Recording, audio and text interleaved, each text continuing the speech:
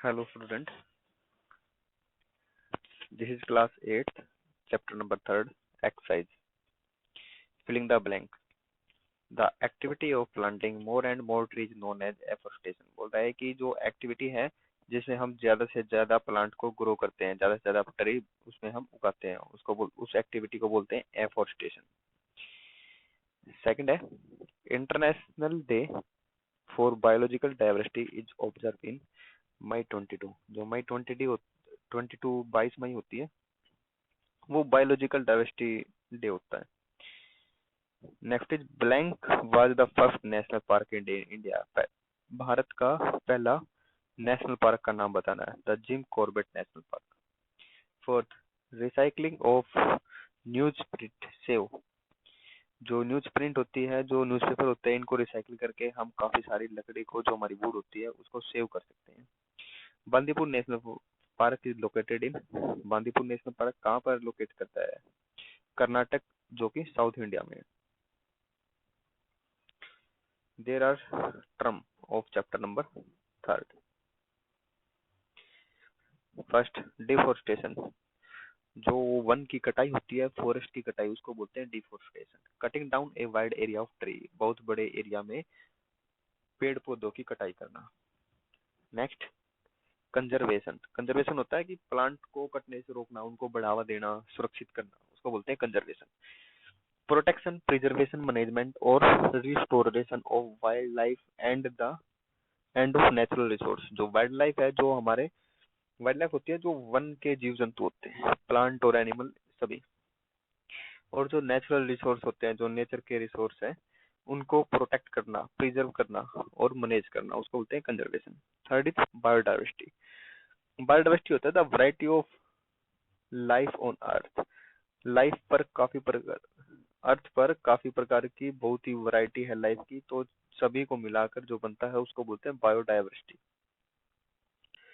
Next is ecosystem. A large community of living organism in a particular area.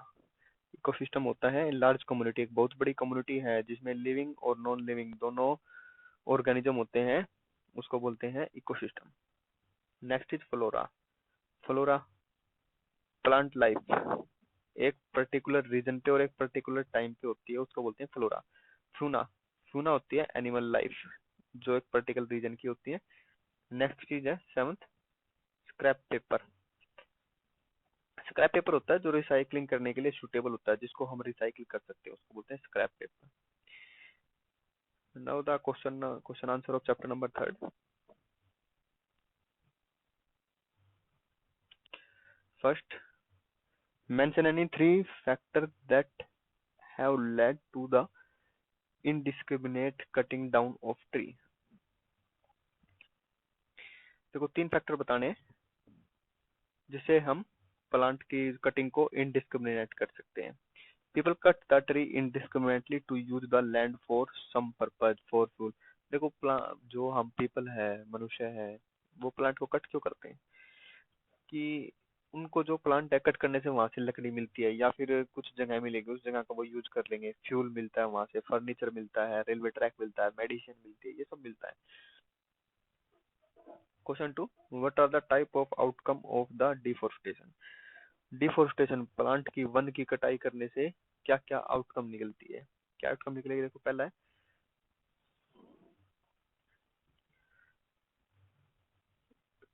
डिस्क्रप्टेड river flow. जो वो नदी का जो फ्लो होता है उसको वो डिस्क्रप्ट हो जाता है. सेकंड है फ्लडिंग, बाढ़ आ जाती है. थर्ड, ड्राफ्ट, सूखा.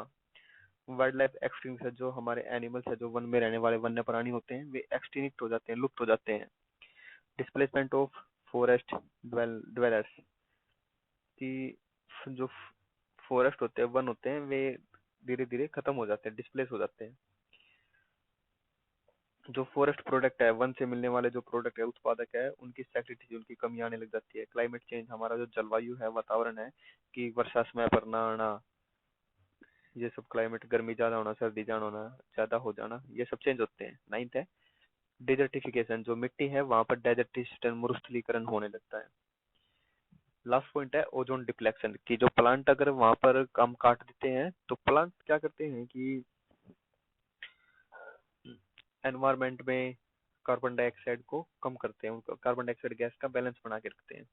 और अगर प्लांट कट जाएंगे तो कार्बन डाइऑक्साइड बहुत ज्यादा मात्रा में हो जाता है, जिससे जो हमारी अर्थ है वो हीट ज्यादा होने लगेगी, ग्लोबल वार्मिंग शो करने लगेगी। और इससे जो ओजोन डिप्लेक्शन है वो भी इंक्रीज हो जाएगा। ओजोन लेयर है जो हमें सन से यूवी रे से प्रोटेक्ट करती है। Question third, why is conservation of biodiversity important? जो बायोडाइवर्सिटी है उसका कंजर्वेशन क्यों इम्पोर्टेंट है? बायोडाइवर्सिटी हमने ऊपर टर्म में पढ़ा था, जो वैरायटी ऑफ लाइफ होती है उसको बोलते हैं बायोडाइवर्सिटी। तो उनका कंजर्वेशन, उनको जो प्रोटेक्ट करना, प्रिवेंट करना, मैनेज करना इनको, वो क्यों इम्पोर्टेंट है? It is important for the proper functioning of ecosystem. Ecosystem की प्रॉपर फंक्शन के लिए जरूरी है ये। In biodiversity every group of organism have an important role. जो बायोडाइवर्सिटी में जितने भी ऑर्गेनिज्म होते हैं सबका अपना अपना रोल होता है, सबका अपना अपना काम होता है। For example, if the deer in the forest are killed, the population of lion will also decrease. कह रहा है कि एग्जाम्पल ले लो कि अगर हम फॉरेस्ट में जो हिरन है, डियर है, उसको किल कर देंगे, मार देंगे, तो जो लायन है वे भी अपने आप मर जाएंगे। क्यों मर जाएंगे? क्योंकि जो लायन है वो डियर को खाता है और अपना भोजन डियर को ही बनाता है। अगर डियर नहीं रहेंगे तो लायन को भोजन नहीं मिलेगा, जिससे जो लायन है वे भी डिक्रीज हो जाएंगे। इसलिए अगर एक ऑर्गेनिज्म की संख्या कम होती है, नंबर कम होता है, तो दूसरे ऑर्गेनिज्म भी किल हो जाते हैं, मर जाते हैं। Question number 4, what is biosphere reserve? Name two biosphere reserve. Biosphere reserve क्या होता है? दो नाम बताने हैं।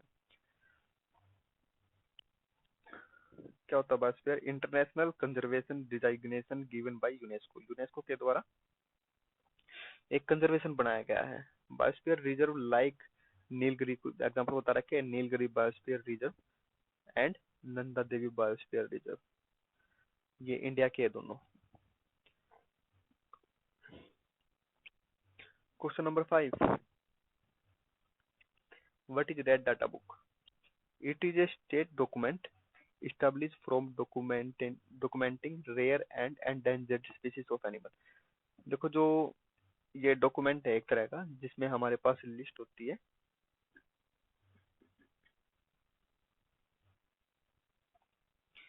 और उस लिस्ट में हम ऐसे एनिमल के और प्लांट के और फंजाई के कुछ माइक्रो ऑर्गेनिज्म के नेम मेंशन करते हैं जो कि स्पीसीज हमारे पास एंडेंजर्ड है या फिर एक्सटिंक्ट है। एंडेंजर्ड जो खतरे में है, जिनकी संख्या बहुत तेजी से कम हो रही है या फिर जो लुप्त हो चुकी है, उन सब की लिस्ट हम रेड डाटा बुक के अंदर मेंशन करते हैं। Question number 6,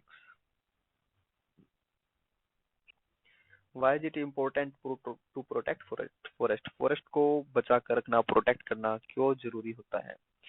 forest are the lungs of our earth because they supply oxygen to the atmosphere. बोलते हैं कि जो फॉरेस्ट होता है वो अर्थ का लंग्स होता है, फेफड़े। क्यों? क्योंकि जो फॉरेस्ट है वो हमें ऑक्सीजन सप्लाई करता है, और ऑक्सीजन हमारे लिए बहुत जरूरी है रेस्पिरेशन करने के लिए।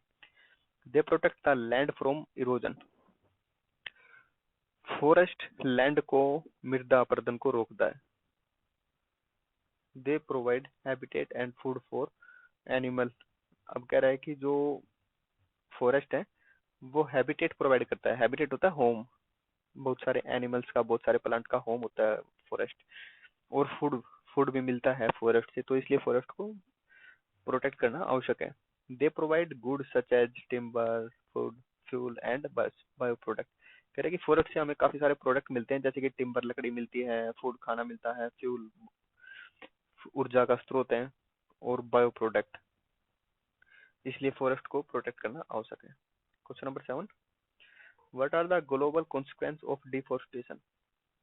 वैश्विक तौर पर वनों के काटने के क्या नुकसान है?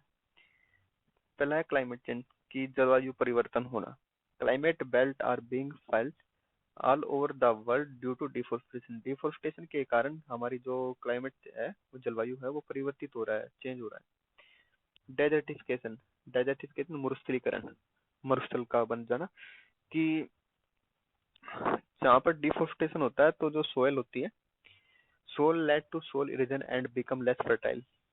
तो मिट्टी है वहां पर, मिट्टी सोयल इरोजन हो जाएगा, मिट्टी बह जाएगी, जिससे जो आने वाली मिट्टी है, उसके नीचे वाली मिट्टी, जैसे कि हमारे पास कुछ मिट्टी है और वहां पर अगर वाटर का फ्लो होता है तो वो मिट्टी पानी के साथ बह जाएगी, और बहने के बाद, उस मिट्टी के बहने के बाद वहां से और नीचे वाली जो मिट्टी है वो कम फर्टाइल होती है। तो वहां पर नया प्लांट ग्रो नहीं हो पाता है और वहां पर डेजर्ट बन जाएगा।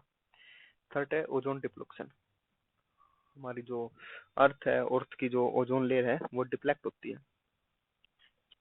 Certain green house gas accumulate due to deforestation. Deforestation के कारण हमारी अर्थ पर बहुत सारी ग्रीन हाउस गैसेस हैं और इन गैसेस का कारण ओजोन लेयर है वो डिप्लेक्ट हो रही है, डिस्ट्रॉय हो रही है।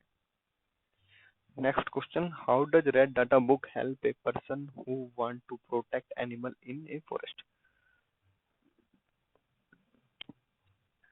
कह रहा है कि जो रेड डाटा बुक है वो हमारी कैसे सहायता करती है कि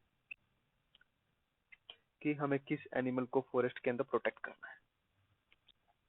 It help a person who want to protect animal by providing useful information on the threat status of different species। कह रहे हैं कि जो रेड डाटा बुक है वहां से हमें इंफॉर्मेशन मिलती है जिससे कि हम किसी एनिमल को या किसी स्पीशीज को हम प्रोटेक्ट कर सकते हैं और उसी स्पीशीज को प्रोटेक्ट करेंगे जिसका नाम रेड डाटा बुक में दिया गया है। Differentiate between extinct and endangered species. Difference बताना है। तो एक्सटिंक्ट स्पीशीज और एंडेंजर्ड स्पीशीज है। When a species is no longer excited is called extinct species। मेरा कह रहा है कि कोई ऐसी स्पीशीज, कोई ऐसी प्रजाति जो अभी हाल ही में हमारे पास नहीं है, वो एग्जिस्ट हो चुकी है, लुप्त हो चुकी है, उसको बोलते हैं एक्सटिंक्ट स्पीशीज। एंडेंजर्ड स्पीशीज कह रहा है कि उनका एक्सटिंक्शन रेट, ऐसी स्पीशीज जिनका एक्सटिंक्शन, लुप्त होने का जो रेट है काफी तेज है, यानी काफी हाई स्पीड से उनके नंबर कम होते जा रहे हैं, उनकी संख्या कम होती जा रही है, उनको बोलते हैं एंडेंजर्ड स्पीशीज। एग्जाम्पल है, एक्सटिंक्ट स्पीशीज का एग्जाम्पल है डोडो और एंडेंजर्ड का एग्जाम्पल है टाइगर। नेक्स्ट डिफरेंस है फ्लोरा एंड फौना।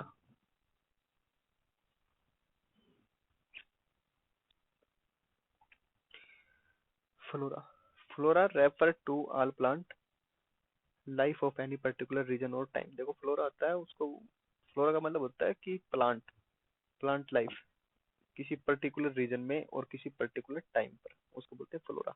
और जो फूना है वो एनिमल लाइफ होती है किसी पर्टिकुलर टाइम पे और पर्टिकुलर रीजन में। These are the question of chapter number 3rd. Next video में we are going to read chapter number 4. Thank you.